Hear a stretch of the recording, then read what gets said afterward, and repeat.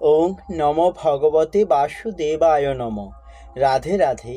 গীতার মূল্যায়নের আজকের ভিডিও সফল হওয়ার চেয়েও বড় শান্তি কিসে। শ্রীমদ্ ভগবদ্গীতার পঞ্চম অধ্যায়ে কর্মসন্ন্যাস যোগে 7 নম্বর শ্লোক থেকে জানব।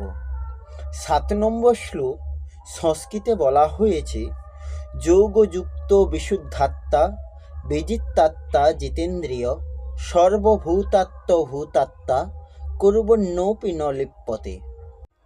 এর অনুবাদ হলো, যার ইন্দ্রিয় নিজবশ, যার অন্তঃকরণ নির্মল, যার শরীর সবশ এবং সকল প্রাণীর আত্মাই যার আত্মস্বরূপ, এরূপ যে কর্মযোগী তিনি কর্ম করলেও তাতে লিপ্ত হন না। এই শ্লোকের ব্যাখ্যা হলো, জিতেন্দ্রিয় অর্থাৎ ইন্দ্রিয় বশীভূত হওয়ার অর্থ ইন্দ্রিয়াদির নিজ নিজ রাগ দেশ থেকে মুক্ত হওয়া। রাগ দেশ রহিত হলে ইন্দ্রিয়াদির মনকে বিচলিত করার শক্তি আর থাকে না। সাধক তখন ইন্দ্রিয়াদিকে নিয়ন্ত্রিত করে ইচ্ছা অনুকূল কাজে লাগাতে পারেন। কর্মযোগের সাধকদের ইন্দ্রিয় বশে রাখা অত্যন্ত আবশ্যক। তাই ভগবান কর্মযোগের প্রণালীতে ইন্দ্রিয়গুলিকে বশে রাখার কথা বিশেষভাবে বলেছেন। কর্মযোগীর কর্মের সঙ্গে সম্বন্ধ অধিক থাকে, সেই জন্য ইন্দ্রিয়গুলি বশে না থাকলে তার বিচলিত হওয়ার সম্ভাবনা থাকে। কর্মযোগ সাধনে অন্যের হিতের জন্য সেবার ভাব রেখে কর্তব্য কর্ম করতে হয়।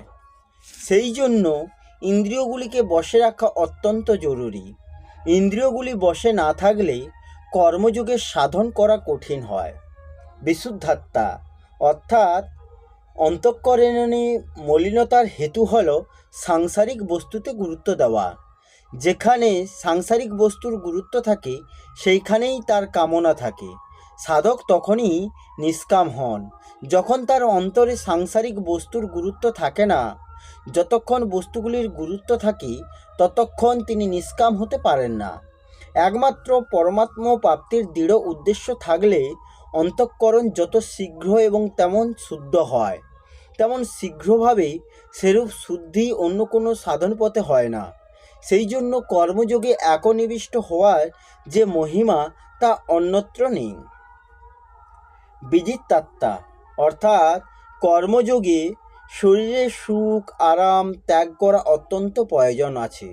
শরীরে যদি আলস্য প্রমাদ আসে তবে কর্মযোগে অনুষ্ঠান করা সম্ভব হয় না।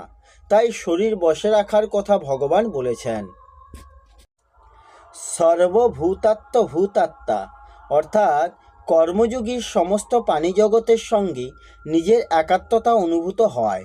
যেমন শরীরের কোনো অংশে আঘাত লাগলে অন্য অঙ্গ তার সেবা করার জন্য স্বাভাবিকভাবে কোনো অহংভাব ব্যক্তি রেখে কৃতজ্ঞতার আশা না করে স্বতঃস্ফূর্তভাবে কাজ করে, তেমনি কর্মযোগীও অন্যকে তৃপ্তি দেওয়ার জন্য সহজভাবে অহংভাব এবং কোনো কামনাকা ব্যতি রেখে কৃতজ্ঞতার আশা না করে সতই কাজ করেন। তিনি কোনো প্রাণীকেই নিজের থেকে পৃথক ভেবে সেবা করেন না, সকলকেই নিজ অঙ্গ বলে মনে করেন।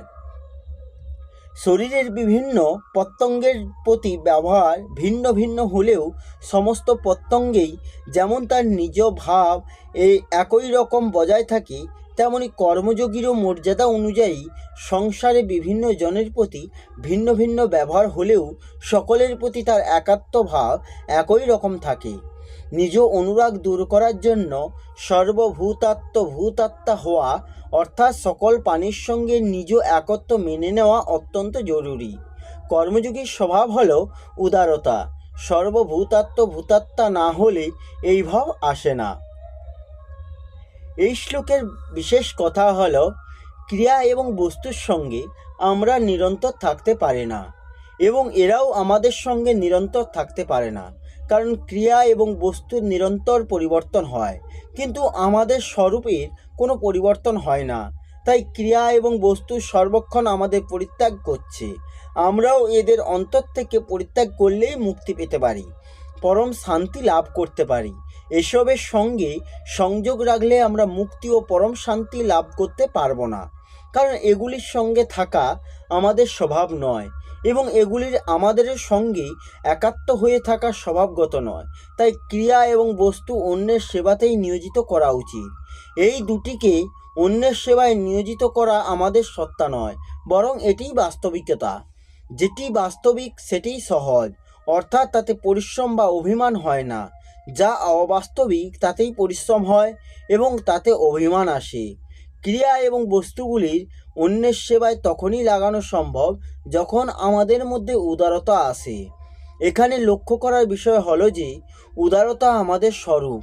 তাই উদারতা ধন সম্পদ বা পরিশ্রম কোনো কিছুরই অপেক্ষা রাখে না। প্রয়োজনীয়তা আছে শুধু একটুই, যে সুখী ব্যক্তিকে দেখে আনন্দিত হওয়া এবং দুঃখী ব্যক্তিদের দেখে দয়ালু হওয়া। যথাযথই সুখী ব্যক্তিকে দেখে মনে যেন এই ভাব আসে যে, হৃদয়ে যেন এই করুণা উৎপন্ন হয় যে সে কিভাবে সুখী হতে পারে, সকলেই সুখী হোক, আর দুঃখীদের দেখে কেউ যেন দুঃখী না থাকে, এই ভাব আসে। ভগবান ভোগ এবং সংগ্রহকে সাধনের পথে বাধা বলে ব্যক্ত করেছেন। সুখী ব্যক্তিদের দেখে আনন্দিত হলে ভোগ বাসনার ইচ্ছা দূর হয়, কারণ ভোগবিলাসে যে সুখ, যদি অন্যকে সুখী দেখেই সেই সুখ হয়, তাহলে আমাদের ভোগবিলাসের আর কোনো প্রয়োজনীয়তা থাকে না। দুঃখী মানুষকে দেখে দুঃখ পেলে সংগ্রহের ইচ্ছা দূর হয়, কারণ নিজ দুঃখ দূর করার জন্য যে বস্তু সকল আমরা সংগ্রহ করি এবং ব্যয় করি, তা স্বতই অন্যের দুঃখ দূর করতে খরচ হবে। যেমন নিজের কোনো কষ্ট হলে আমরা সেটি দূর করার চেষ্টা করি, তেমনি অন্যের কষ্ট দেখে নিজ ক্ষমতা অনুযায়ী তা দূর করার চেষ্টা হবে। প্রসন্নতা এবং করুণার এক বিশেষ সুখ রয়েছে। সেই সুখ ভাব, ক্রিয়া এবং পদার্থ থেকে সম্পর্ক ছেদ করে জীবকে পরমাত্মরূপ নিত্য রসের সঙ্গে অভিন্ন করে দেয়। যোগযুক্ত জিতেন্দ্রিয়, বিশুদ্ধাত্মা, বিজিতাত্মা এবং ভূতাত্মা পূর্বোক্ত এই চারটি লক্ষণযুক্ত যে সকল কর্মযোগী, এখানে তাদেরই যোগযুক্ত বলা হয়েছে। সাধনায় স্বাভাবিক প্রবৃত্তি না হওয়ার কারণ হল উদ্দেশ্য এবং রুচির ভিন্নতা।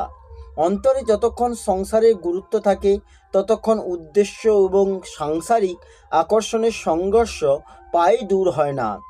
অবিনাশী পরমাত্মার প্রাপ্তি মানুষের আসল উদ্দেশ্য হয়েও প্রায়শই আগ্রহ থাকে নশ্বর সংসারের প্রাণী, বস্তু, পরিস্থিতি ইত্যাদির দিকে। উদ্দেশ্য এবং আগ্রহ এক হয়ে গেলে সাধনা আপনা আপনি দ্রুত সফল হয়।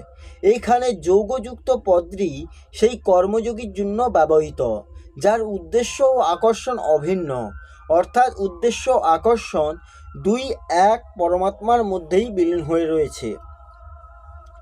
যে কর্মফল উৎপন্ন হয় ও নাশও হয়, তার আকাঙ্ক্ষা বিন্দুমাত্র না থাকলে তবেই কর্মযোগের পালন হয়।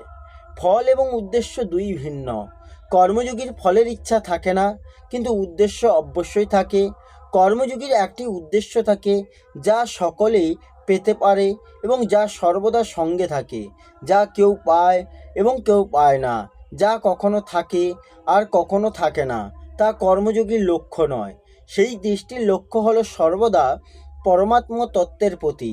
পরমাত্ম তত্ত্ব কোনো কর্ম, অভ্যাস ইত্যাদির ফল নয়। ফল তো তৈরি হয়, আবার নষ্টও হয়, কিন্তু পরমাত্মা নিত্য বিরাজমান। যা সৃষ্টি হয় এবং নাশ হয়, কর্মযোগী তা চান না, কারণ সেগুলির আকাঙ্ক্ষা পরমাত্ম প্রাপ্তির পথে বাধাস্বরূপ। পরমাত্মাই কর্মযোগী একমাত্র লক্ষ্য হওয়ার কর্মযোগীকে যোগযুক্ত বলা হয়েছে।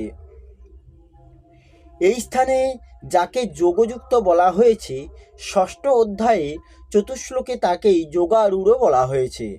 কুর্বন্নপি ন লিপ্যতে, অর্থাৎ কর্মযোগী কর্ম করলেও কর্মের দ্বারা বাধা পড়েন না। কর্মের বন্ধনে নানা হেতু থাকে, যেমন কর্মের প্রতি আসক্তি, কর্মফলের আকাঙ্ক্ষা, কর্মজনিত সুখের আশা এবং তার ভোগ ও কর্তৃত্বাভিমান। সার কথা হলো এই যে, কর্ম দ্বারা কিছু পাওয়ার ইচ্ছাই বন্ধনের কারণ। বিন্দুমাত্র পাওয়ার আশা আর না থাকলে কর্মযোগী কর্ম করলেও তাতে বাধা পড়েন না, অর্থাৎ কর্মযোগীর কর্ম অকর্মে পরিণত হয়। সাংখ্যযোগীগণ গুণাগুণ্যেষু বর্তন্তে, গুণই গুণের মধ্যে আবর্তিত হচ্ছে, এরূপ মনে করে কর্মে বাধা পড়েন না। তেমনি কর্মযোগীগণ পরহিতের জন্য কর্ম করেন বলে তারাও কর্মে বাধা পড়েন না। কেবলমাত্র অন্যের জন্য কর্ম করায় তাদের কর্মও গুণাগুণ্যেষু বর্তন্তের মতো হয়। এখানে অপিপদৃতে আর একটি ভাব প্রকাশ পায় যে কর্মযোগী কর্ম করবার সময় নির্লিপ্ত তো থাকেনই, কর্ম যখন করেন না তখনও নির্লিপ্ত থাকেন। তার কর্ম করা বা না করার কোনো পার্থক্য থাকে না, তিনি সর্বদাই নির্লিপ্ত থাকেন। তাৎপর্য হচ্ছে এই যে সংখ্যাযোগী জড়ত্ব ত্যাগ করে চিন্ময়ের সঙ্গে নিজ একত্ব মেনে নেন এবং কর্মযোগী নিজের বলে কথিত শরীর, মন, ইন্দ্রিয় ইত্যাদি সংসারের সঙ্গে একত্ব মানেন, অর্থাৎ বস্তু, শরীর, মন, ইন্দ্রিয় ইত্যাদি, এবং তাদের দ্বারা সংঘটিত ক্রিয়াগুলিকে নিজের বলে মনে করেন না, সেগুলিকে জগতের এবং জগতের জন্যই বলে মনে করেন। কর্মযোগী যখন পদার্থ, মন, বুদ্ধি ইত্যাদি এবং তাদের ক্রিয়াগুলিকে শুধুমাত্র জগতের জন্য বলে মনে করেন, তখন ওই সকল করুণাদির দ্বারা কারোর উপকার করা হলে, কাউকে আনন্দ দিলে, কারোর হিতক হলে আমি করেছি, আমার জন্যই এটি হয়েছে, এরূপ কি করে মনে করবেন? মনে করতে পারেন না। সেই জন্য তিনি কর্ম করলেও কর্তা হন না, অর্থাৎ কর্ম দ্বারা লিপ্ত হন না। এই হলো শ্রীমদ্ ভগবদ্গীতার পঞ্চম অধ্যায়ে কর্মসন্ন্যাস যোগে 7 নম্বর শ্লোকের অনুবাদ সহ ব্যাখ্যা। আসবো পরের ভিডিওতে। রাধে রাধে। জয় শ্রীকৃষ্ণ। জয় গীতা।